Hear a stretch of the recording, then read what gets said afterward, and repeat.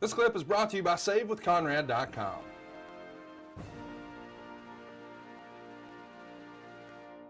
That's awesome. So listen, would Kurt Angle say to all the fans, if you don't have the Impact app, get the app and go back 15 years and make sure you check out this. Is this one you would recommend? You got to go see this one, Kurt. Oh yeah. This match is solid as hell. I mean, for a cage match, it was incredible. And everybody was on par. Everybody did their job and did an amazing job at it. Well, Kurt, we have some fan questions that we want to get to, and we have a little bit of extra time this week. We rolled through that one pretty good. So take your time, and we'll get through a couple of these questions here. So the first one comes to us from a wrestling historian, and he said, how would you compare working a steel cage match in WWE versus TNA? Well, for one, there are 6 sides in TNA, and WWE, there are 4 sides. But for the most part, they're very identical. I think that WWE's cages are built a little bit better than TNA's, but other than that, there wasn't much of a difference. Yeah, not a major difference, but no, it's Cage is a cage. Cage is a cage. They all feel the same, right, Kurt? Oh yeah, without a doubt. Okay.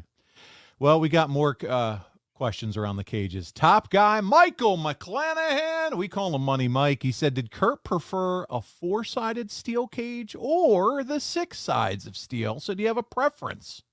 Oh, shit. What a question. It really didn't matter to me. 4 or 6. It doesn't matter. I did feel more comfortable in a 6-sided cage for some particular reason, but I don't think it made much of a difference. Yeah. Okay.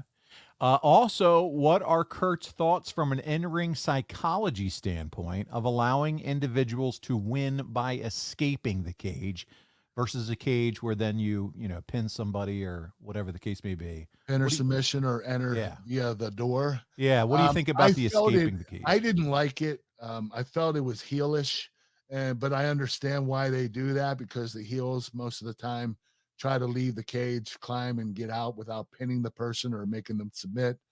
So I do understand why it's needed, but I don't like it. I don't think it's right. I think you have to win.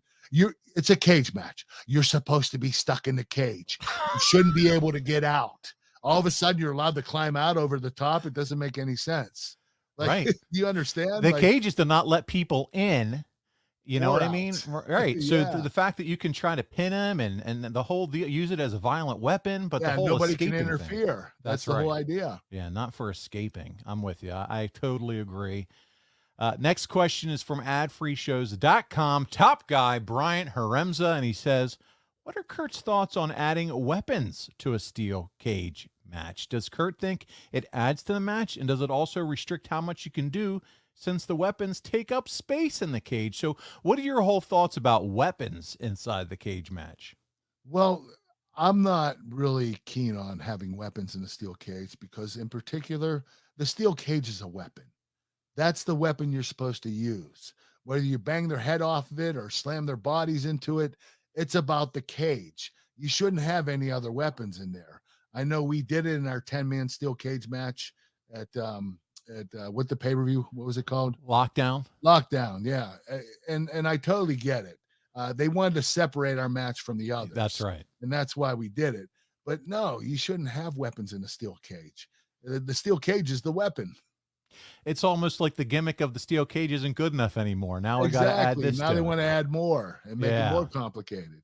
Yeah, and then when you start doing that, now you're watering down a steel cage match Impact, and then you're not going to use a steel cage. Now then, what it's going to satisfy the fans next? I mean, what do we got to do? We got trampolines.